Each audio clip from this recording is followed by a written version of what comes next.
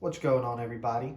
Car Guy here with another video, and in front of me we have my 383 stroker with a set of Vortec heads on it. And a lot of guys like to throw Vortec heads on an old small block to give it a little more power and bump the compression up, since I believe these are 64cc heads.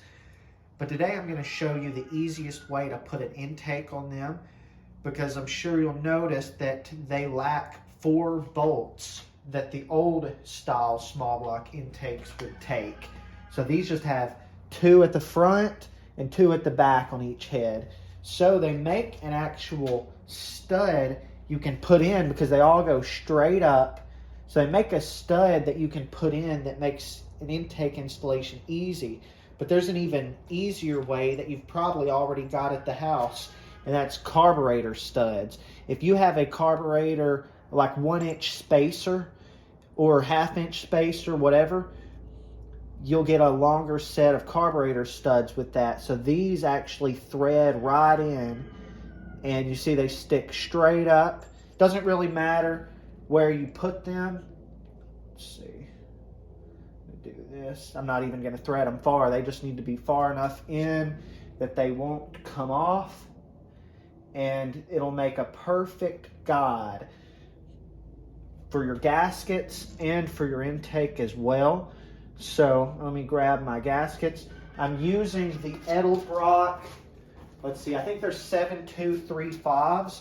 That's what they recommend. You want to be careful with your gasket selection with Vortec heads. I've already checked, the ports are perfect on these. Match the intake and everything. I've got an air gap intake for this Vortec setup. So you see that? Look, you don't have to worry about the gaskets sliding down. Like, even you get them all the way down, it's still going to be just fine. Perfect fit. So now we're just going to lay our bead of gasket maker, and I'll do that off camera. Then I'll plop the intake on. I'll show y'all how easy this is. The easiest intake swap ever. I like to be very liberal with my gasket maker application. That hasn't failed me yet.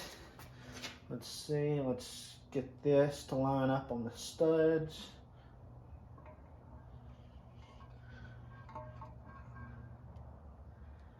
Boom. Have you ever seen an easier installation than that? Let's see. There we go. Now I will make sure this is sealing in all the spots. Looks good. Now I will get my 8 bolts, and you put them on in 3 stages up to about 11 foot-pounds in the final stage, I believe. She's all back together.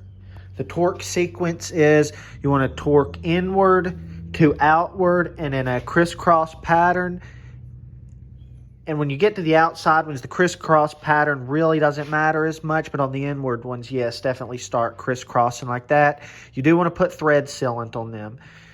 If you don't, oil could eventually leak out of these 4, and I think these go in the water jacket. They may not, but I'd still put sealant on the outside ones too.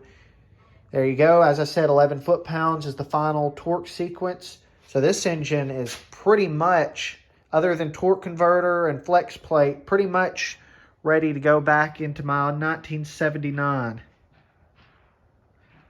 So guys, I hope this video helped you. Thank y'all for watching.